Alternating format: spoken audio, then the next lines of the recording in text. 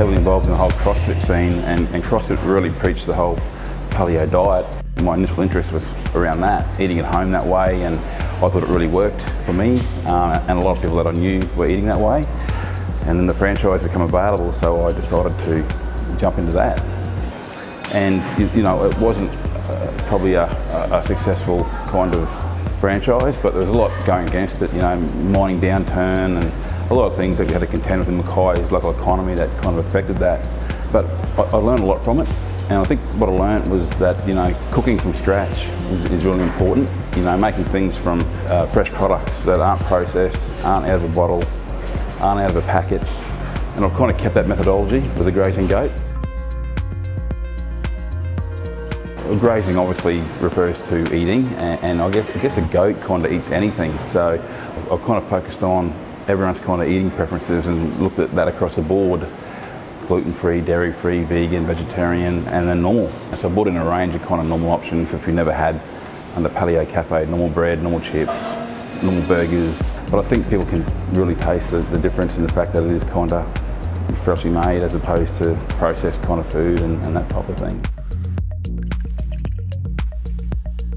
A lot of our kind of sauces and dressings and condiments are all kind of house-made. You know, our Hollandaise sauce for our eggs benny is house-made, and very few cafes do that, if any. And I think people taste the difference.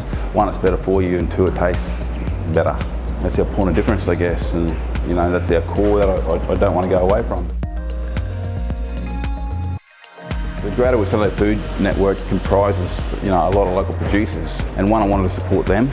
Now things have been better for us over the last couple of years. I'm really trying to put back locally, I guess, and so one, I want to try to promote local producers, and secondly, again, we buy products from scratch, and you know, I like making products, you know, from local produce. And Carl at Fresh as Sweet As, you know, he's going to provide corn. I've got a corn dish, which is a Chilean dish. I'm going to try and utilise local produce for specials and our menu items, and really promote that, in fact.